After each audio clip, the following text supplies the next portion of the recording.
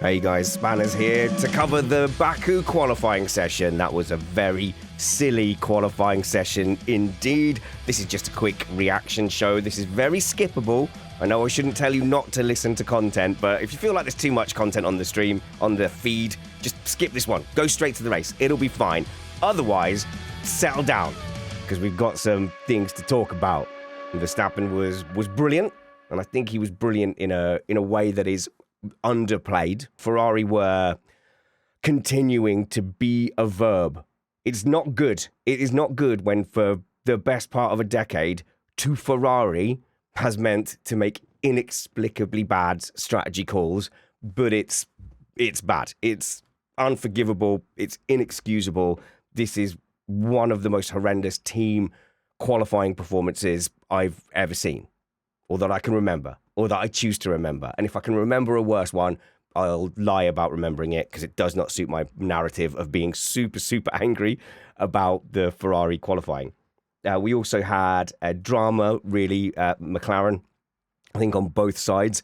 Both of those drivers will be going away being unhappy. Obviously, they're not going to be unhappy with that qualifying performance. I think Piastri is going to go to bed tonight going, whew, dodged a bullet, absolutely dodged a bullet, absolutely got away with what is admittedly a rare mistake. So I want to start with Verstappen. So obviously he has delivered a good lap. And so people are saying, wow, what an amazing, a miracle lap from nowhere. Look, he's done well here, but it's not for that reason. It's not because he wrestled a pig and extracted every tenth out of it, pushed to the absolute limit. In fact, it might more or less be actually the opposite. And this is one of the skills I admire the most in Verstappen. And we talked about it in Singapore last year, when other people were losing their heads and other people were doing, silly things and having their little crashes and issues. Verstappen kept it on track, because it's not always about how hard you can kick the football or how high you can jump in basketball, or your big drive in golf, or just that amazing thumping forehand in tennis, right? If it was, every sport would just be filled with like monsters. It would just be giant monsters who can do the big core skill the best. There's a reason why the people who win the long drive competitions aren't out in the Ryder Cup team. Don't know if I got any of that terminology correct, but there's a reason that great sportsmen are greats, and I think it isn't about those kind of core. You can do the big slap in hockey. How many more sports can I fit in? Verstappen is a great sports person, and sometimes as a great sports person, 85% is the correct risk-reward ratio. Sometimes it's lower. Sometimes it's just about keeping it on track and delivering a lap. Because if he'd have gone out and done what Norris done, this could have been Carlos Sainz on pole. Yeah, if Verstappen had gone out and driven like Norris did, in that kind of really going for it, grabbing it by the scruff of the neck kind of way that Norris did, hitting the barriers, taking really aggressive turn-ins. If you watch his onboard, and if you, I haven't done this, but I think if you compare it to, say, his Q1 lap, you'll see that he was taking shallower entries. So he's pointing the car at the corner aggressively, earlier, trying to gain every sniff of a second, under braking, and being really aggressive. I think he was V'ing a lot of those 90-degree corners more than he was before. And then he's really against every wall in that first sector. His exits, he's up against every wall, and his back end, I think, out of turn 4, the one where Gasly and Colapinto crashed, the rear gets really scruffy, and he's banging the throttle on the floor. He's having to overcorrect. He's having to slide, and he's sliding through the exit of the corner. Max wasn't doing any of that, because out of the 5 teams, the 5 cars, that had the potential for pole, Ferrari had Ferrari'd themselves out of it. Leclerc had continued his love affair with the Tech Pro barriers at turn 15, so I think it's his 3rd trip into those barriers in his career. It's a career hat trick for him. Piastri had obviously put it in the wall. Norris and him were still in it, and it was a fight between 2 people. So he was half a second clear. Hang on, look at the timings. He was about 4/10 clear of Sainz. So I think he'd naturally, it's like I think naturally he could have been a bit faster than that. I'm betting the Verstappen had more in the tank. But the point is that you didn't need to. All you needed to do was keep it out of the wall and be smart. And this is it. I think Verstappen is a good sportsman, not just a fast driver. I think this is where we get frustrated with Lando Norris. You were in a fight of two, and you were likely to have better race pace, and your teammate is going to start in P9. All you had to do was deliver just a mid-lap and just be the worst he could have done, I think, really, is with just a 90% lap is be P2. And even if it went a little bit wrong and he slipped down to 3 or 4, you're still then in with a fighting chance. You'd have cleared Antonelli, Lawson, Sainz. You'd have cleared those guys, and then you're fighting Verstappen for the win. And all that time, Piastri's having to struggle to get past Hadjar. And I'm pretty sure, obviously I'm going to contradict myself now, because I think Hadjar and Lawson are running the lowest downforce out of anyone on the grid. But yeah, still, you don't always have to hit the big drive. And today, I think that's the difference between Norris and Verstappen. So great poll for Verstappen for just doing what you need to do and understanding your sport well. Don't think there's anyone better than Verstappen at doing that.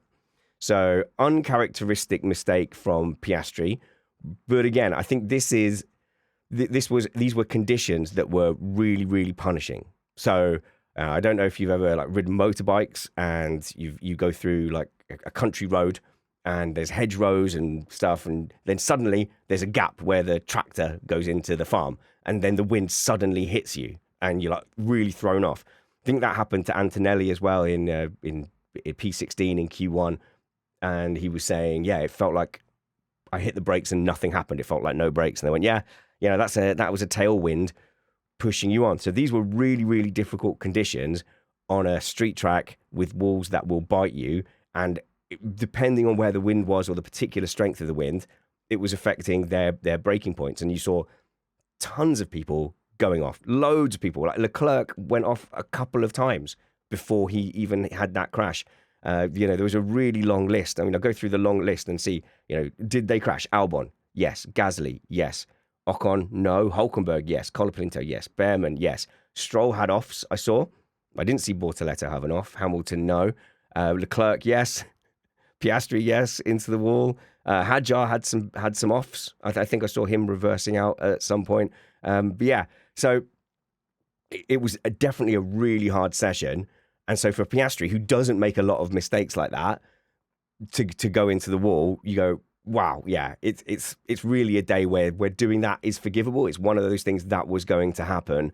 But yeah, he'll have gone into that wall going, oh, suddenly it's a big swing, isn't it? So, you get into a situation where it's maybe might be hard to overtake tomorrow. See, I'm contradicting myself again, aren't I, with Norris? I think Norris and Piastri should be in a little bit of a better position to overtake after about 7 or 8 laps. Once the rears start going a little bit for people, then maybe they can stay close through the wiggly bits and then just get enough of a jump start with the traction to get into people's slipstream and DRS and make an overtake there.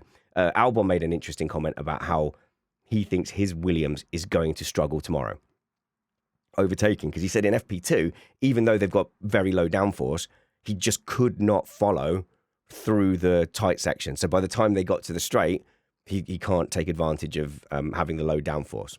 So yeah, that's going to be interesting for them tomorrow going through the field. Yes, but he'll be relieved. I think he'll feel, yep, now I'm just 1 behind Norris. I can do him. I can do him into turn 1 because, frankly, Piastri has been the better of the drivers when it comes to wheel-to-wheel action. Norris doesn't seem to defend particularly aggressively in lap 1, and you can say, well, he survives lap 1 quite a lot. Well, yeah, good. Yeah, he does do that. But then you get to situations like Canada and that awful overtake attempt around the start-finish line where he just went right into the back of Piastri. You go, yeah, Piastri's probably got the edge on that wheel-to-wheel. So, Piastri's going to be thinking, yep, wake up in the morning. We've got to do Hadjar as quickly as possible, but I could even get past Norris. And that's it. From suddenly thinking, wow, this could be a couple of points for me and 25 for Norris, to suddenly it's back on. It's game on again. This was a God, it's a big missed opportunity. Speaking of missed opportunities, yes, we have to talk Ferrari. So shall I get the thing that I'm mad about out of the way first? And that's the Lewis Hamilton Q2 exit. Absolutely just unforgivable. Like, they need to really have some kind of workshop or look at who's it. I don't know. Obviously, it's all Ricky. Ricky, the race engineer, Ricky, is getting all the flack, but we don't know exactly where his inputs come from. We don't know exactly where his orders come from. We don't know if he's been instructed, oh, you have to pass these kind of decisions up the chain of command and wait for an answer, or you don't know whether things are being fed to him. Well, we know, but we need answers. We demand answers. Well, who are we? We don't demand or get anything, but I would love to know what is going on, because it's not working. Lewis Hamilton on the radio begging for help with the cooling and the setups and not getting anything, not getting told that he was in danger when he was in P10. They said, yeah, you're in P10. And I think the worst one is being told no for the tyres. So he said, oh, we want tyres. And they said no, because the warm-up is too bad for the mediums. And does that mean there were no softs? Does that mean he had no softs left at all? Anything. Obviously anything. Like, this is it. We were armchair strategists. But in real time, obviously, you can't have your new tyre run ruined by Leclerc going off and then just stay out and have 2 more attempts on the same soft tyre. Obviously not, right? Like, that's, like, none of us would have made that decision. And all of us would have looked at the second lap of those, where I think he was something like 1.4 seconds down or 1.2 seconds down, but a long way down. And you go, well, he's obviously in trouble now. He's not going to get anywhere on this same set of tyres on their third run. The third run, I know one was aborted, but you still have to go around the track using rubber. On their third cycle of cool down, heat up, he's going to improve that time and get out of Q2. And so I guess the thinking was, well, we need to save the mediums, because the mediums seem to be a better qualifying tyre. And Lewis said, well, we lost a set of mediums because of his run plan in practice 2. Okay, well, that's a mess up then, isn't it? You messed that up. Oh, so frustrating. Anyone who enjoys me being upset about Hamilton stuff, just drink it in. Drink in the tears, because this was a rough one. So, yeah, they end up, rather than having this brand new set of tyres that they're trying to save, they're just out. Like, how did they sleptwalked into him going out? And he couldn't even have a fourth attempt, which probably wouldn't have been any good, because he didn't cross the line in time. And I think there was some thing of fuel as well. But yeah, come in, get on that good tyre, that medium. It's all fine and well saying we're going to save the tyre for Q3. But that's when you're in like a luxury position in a dominant car and the field spreads big. Not when you're in arguably the third fastest car. I think probably the third fastest car. I know it was looking good, but come P3, they were the third fastest car, because guess what they did? They went in a different direction. They went in a different direction between P2 and P3. I'll go into that in a second. But they, well, no, whatever. I'm here now. Yeah. So they changed the setup. They went in a direction that then neither driver liked, and it made it difficult for the car to drive. Now, let's stick with this scenario in Q2. But obviously, you're not in a luxury situation now, because the field spread is tight. The situation is bad. The conditions are risky. There's lots of red flags. You are in danger. You are in imminent danger of going out in Q2. All that luxury stuff has gone now. You've got to bolt on you've got to use up your tyre and get through. And then look how mixed up that race was. I mean, at the minimum, Hamilton keeping it out of the wall would have been lining up in P8. So it's it's pretty bad. It's pretty bad. I mean, you'd have to think they had the performance, even on a new set of softs, to get past Hadjar, Norris, Tsunoda. I'm guessing if wishes were kisses, yeah, he'd have been up in P2. But Hamilton did say he was looking realistically at pole position. And to not even get a shot at it is horrible. These were all Ferrari strategy decisions, and it's been going on for a long time. Like, Ferrari must be aware that their strategy team and their strategy policy is a laughingstock in Formula One. The verb to Ferrari means to make baffling and bewildering strategy calls. Something isn't going right. I'm not imagining it. I just didn't care as much when it wasn't Hamilton. I saw a chuckle from the sidelines when it was happening to Sainz. But it's obviously not working, and they need to have a real look at that. When you've got Lewis Hamilton there, just not getting any feedback. He was sitting begging for help with the cooling, begging for new tyres, and they told him no, and he's out. So he was right. You were wrong. This happens a lot, and it's a shame because it looked like they had some performance. But yeah, ultimately, it's down to this ride height thing. So yes, they did make changes between FP2, FP3, but I don't think it's the tinkering. It's not the tinkering that I accuse Lewis Hamilton of. So from the gist of it, there's two guesses I have. And remember, this is just reaction. This is not like a science podcast. Is that they were running their engine modes high. They were running in full qualifying mode in FP2, which is why they were up the top. The McLarens both had incidents, I think, in FP2 as well. And I think Verstappen maybe wasn't cranked all the way up. So it maybe flattered them a little bit in FP2. But apparently they were too low and they were grinding the floor away. The floor was getting ground away. They would get disqualified if you wear the little wooden plank thing underneath the car. If you wear that too far away, it's a sign that you're too low. F1 doesn't want that in the regulations. Therefore, you get disqualified. So they made changes because they saw the plank wear was probably too high. And this is an issue that has been plaguing Ferrari. I don't think it's going to go away. And from what I heard, they said if they ran with what they ran in FP2, then they were going to have to lift and coast in qualifying. All right, so we'll use our term vertical load that Antonia taught us in the week. So as you get to the end of the straight, there's more air passing over you because you're going faster, and it's the longest straight in Formula One. So the vertical load, the wind pushing down on the aero, is too high for the Ferrari. It squishes down too much, and it's wearing down the plank. So you get to the end of the straight, you lift off, and that alleviates some of that pressure. Now, did they put on the lower rear wing downforce so that you'd have less air going for it, therefore have less vertical load? That could have been a solution. And then the car becomes less drivable, and maybe one of your drivers goes into 3 runoff areas and then ends up in turn 15 barrier. So that's the other thing. Or did they raise the ride height to give a bit more clearance so it could squash down a little bit more, and then you go, oh, well, we're losing performance here. Let's knock a bit of wing off and try and make that performance back up down the straight. Either way, they've obviously had to horribly compromise, and Leclerc ultimately has paid that price. Now, I would love to say, oh, Leclerc, he's not the kind of guy to go crashing into T15, but I think that is his third career crashing into turn 15.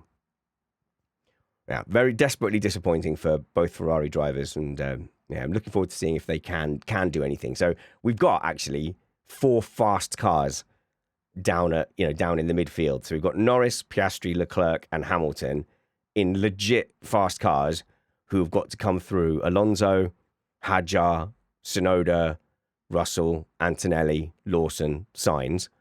Verstappen's going to disappear with this. He's got to absolutely disappear with this, unless everything shuffles up and then there's a safety car which bunches them back up. But this does look like Verstappen's to lose.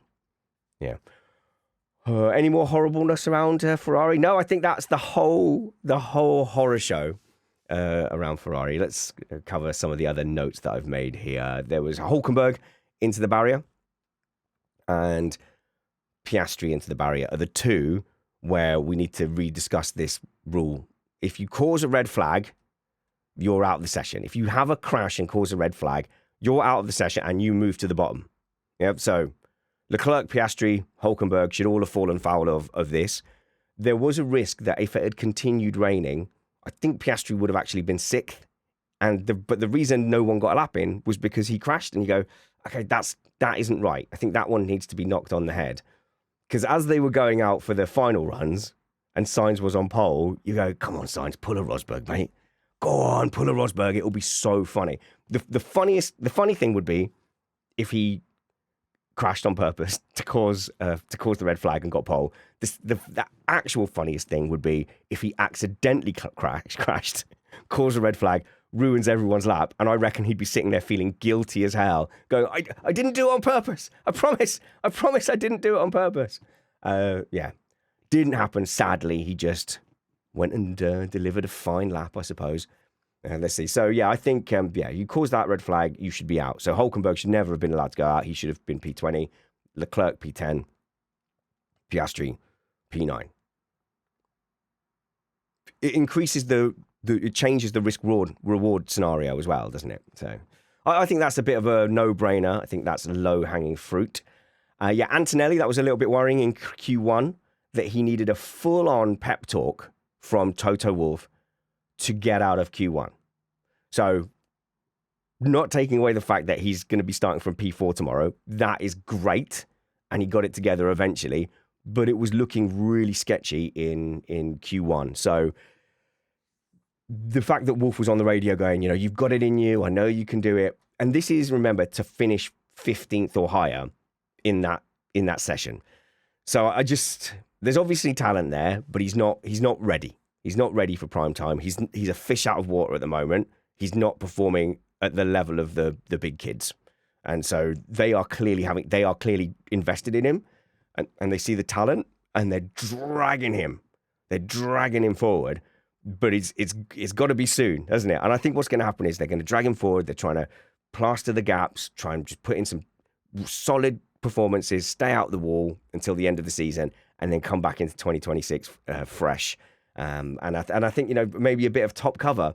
I don't think it looks good to be giving him that pep talk. Or maybe just lean into the car when they're putting the new tyres on. Lean into the car and give the pep talk, because he's not getting top cover at the moment. Because Wolff doing that on the radio, and then also I know I'm being cynical. It could be, yeah, that's nice. Uncle Toto was giving him some advice, but also the underwhelming interview when he said underwhelming several times. It wasn't just once. He said it several times. So we had a disaster for Alpine. So the Gasly incident, he just, he had enough and, made a mistake. Again, in a scenario where the wind is horrible, the error rate is high, he made that mistake. I feel a little bit bad for Colapinto because he almost crashed in sympathy. And what happens to the car ahead absolutely affects what you do. The amount of times you see it in sim racing and karting, one car goes off and then the other cars just follow, And that wasn't in this case. But what I'm saying is he came around the corner, saw a car in the in the thingies, in the Uji Watsits, in the Flubity-doo, in the runoff area. You see a car in the runoff area and some kind of light. In your head, you're like, this is the kind of situation. I wonder, I would love to look at the telemetry and say, was there some kind of little micro lift where you went, is this a yellow? I don't want to crash into another car. But it wasn't. The white light is there's something on track, like debris or a slow vehicle or something. There's something on track, watch out, but crack on, go as fast as you want. And so you're kind of a little bit unsettled by that. And but you can't lift and go, well, I slowed down. I gave up my qualifying lap because, I don't know, safety first. That doesn't go down well. So then he goes for it. He's unsettled. The rear hits the wall. He crashes. And my goodness, does Flavio Briatore look annoyed? Looks very, very upset. But I have some sympathy in that particular instance. I think he is quite crashy. I think the form that we saw at the end of last season that made us all love him and be on the Colapinto train has faded. We're still looking for some spark there. But this one, I do feel a bit sorry for him. The reports are that it is either him or Aaron Paul who is going to be, right, and Aaron Paul apparently doing quite well in F2, but I don't follow the junior series as closely as I should. So Aaron Paul, loads of buzz around him, because I heard things that Sauber, it will be Audi, were also interested in. Sorry, Paul Aaron. Am I saying Aaron Paul? Who's Aaron Paul? Is that an actor? It's going to be an actor, isn't it? Yeah, it's the Breaking Bad actor. That's not him. Oh, there's a lot of meme potential for that. So Paul Aaron versus Colapinto. Doohan apparently not in there. So I think basically Doohan didn't set the world on fire, doesn't seem to have the funds really to go any further. These are guesses. Correct me if I'm wrong.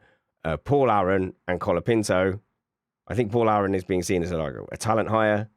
Colapinto probably has enough money that if he keeps it out of the wall and just plays a supporting role and is there or thereabouts, maybe he's got enough money to keep that drive. But we've got the Logan Sargent situation at the moment where it's not looking particularly competitive. It's causing a lot of damage, and then it looks like maybe the patience will run out. But also, they kind of put their drivers in a bit of a harsh position as well, where they put them out last, really hoping for that track evolution. And I think if you're doing that, you're kind of putting all your eggs in one basket anyway. So I think maybe they got a bit greedy for the track evolution. Alex Albon, talked about Alex Albon a little bit with talking about his potential for tomorrow. The reason he's starting so far down, and he's starting at a flat 20th. Yeah, flat 20th is what he calls a rookie error. Really interesting one. So he said, basically I thought I had no grip going through turn one, and then just didn't think about the fact that everybody else will have been clearing the track and laying down some rubber. So he gets there. Obviously, his tyres would have been more heated up. Gets on the next lap and suddenly realizes he has a ton of grip and pulls it into the barrier. I think we saw we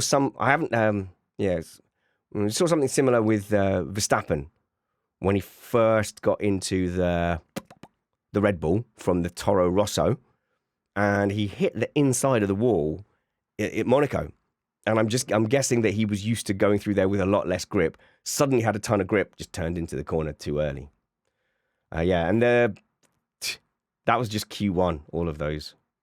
Gasly crash, Q1 took forever. The whole session took forever. My goodness. I had a nap at a couple of points. Just a little micro naps. But Q1 lasted forever. And then we get into Q2 straight away. Behrman, red flag. Yeah. And I just got to the point, I'm like, actually, I'm getting a little bit bored of these flags. And then, with one thing I didn't mention with the Ferraris was Leclerc's error. So Leclerc, who just could not keep it on track today. Look, this guy's had 4 qualifyings in a row, could not keep it on track today, but that also cost Hamilton his only chance in Q2 on new tyres.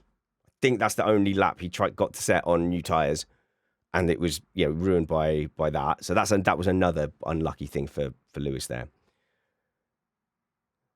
Stroll, had that off. He was like, "Oh, this is terrible. It's pathetic. It's pointless." And he was getting some real coaching from his team, like, "No, Lance, it's never your fault. It's so difficult out there. You drove handsomely." And then Q3 was thrilling and boring at the same time. So really good on signs. Get out there, set the time. You saw through the session that it was chaos and that waiting around hadn't really benefited anyone. And I don't think anyone had got the massive benefit of the track evolution. Plus, you could see that the rain was starting to fall. Verstappen instantly goes out there and says, well, it's too slippery now. It's too slippery. And Sainz and Williams, like, well done. Just well done. Get out there, set your lap. And now you have a car that's probably going to be difficult to overtake around this track with low downforce. And if you can just hang on to those tyres, I reckon he said podium was his target, which I felt he was out of practice being interviewed on those qualifying slots. Because really, what you should say, what's your target? Well, I'm going to send it down the inside of Verstappen. I'm going to cling on to P1 and I'm going to win this race. That's what you should have said, Carlos. But so he's saying he can maybe cling on for a podium, which I think is realistic. So you could break away and gap Lawson. So I'm not saying that Racing Bull isn't fast, but it's possible that on race pace, they're both running low downforces. That's the concern for those two, is whether those two burn their tyres, whether those two can follow. So it's more than possible with that barrier that you've got Antonelli and Russell. I can't wait for Russell to ask for team orders. Russell's going to ask for team orders tomorrow. Russell is going to ask for team orders on Kimi Antonelli tomorrow. It's going to be drama. So, it's conceivable that Lawson could hold up those Mercedes for a little while, for enough for you to just get a bit of a gap and a bit of an advantage. And then, Tsunoda, we have not seen Tsunoda do anything on race pace since he joined Red Bull, so that's less of a threat. So then it's really all about, do you hang on with the McLarens coming through? So if both McLarens come through and get you, then that's your podium gone. And then you've got the Ferraris as well to worry about. My instinct is the Williams' tyres and the Racing Bull's tyres won't hang on. Won't be able to hang on. I think the rears will go and they'll get chewed up down the straight, even with their lower downforce advantage. Okay, that's it. That's all I want to do for these qualifying thingies is sit and hit record and have a chat and get it off my chest. And I want to be included. I want to be included in the qualifying discourse. Speaking of Discord, come and join our Patreon Discord. Support us at patreon.com/missedapex. Lots of people have. It's been really, really nice. Lately, we've had a lovely bump. The community is really good. Like 2 hours of that qualifying could have been really boring if I didn't have the Discord chat to chat to. And it's the least toxic place to talk about F1 anywhere. It's great. We've even got a couple of Dutch people in there.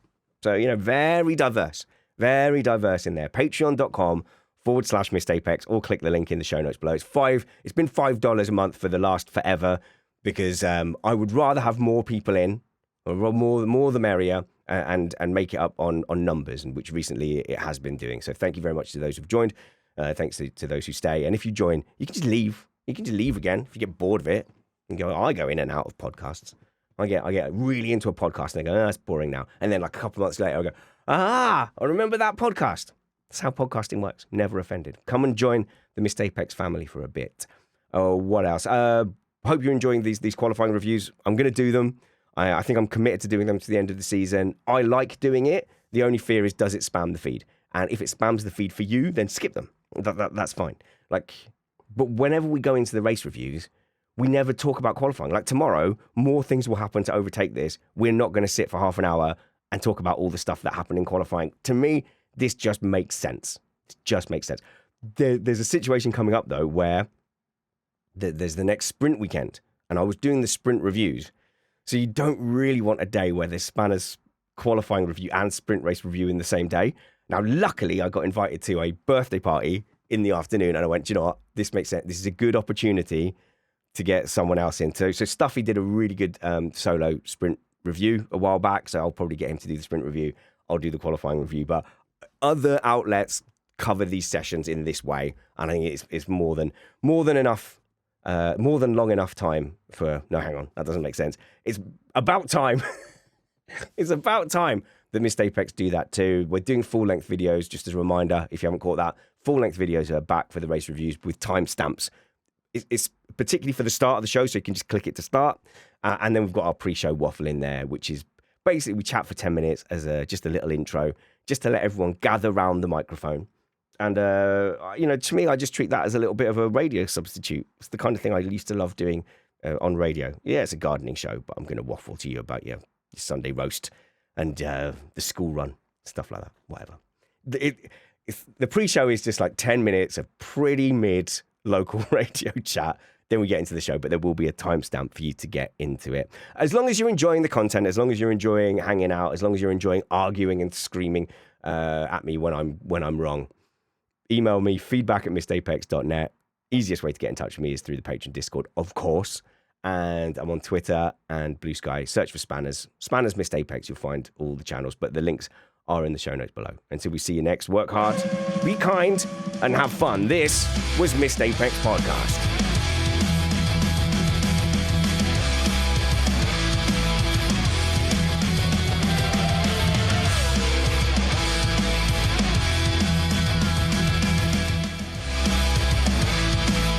One take.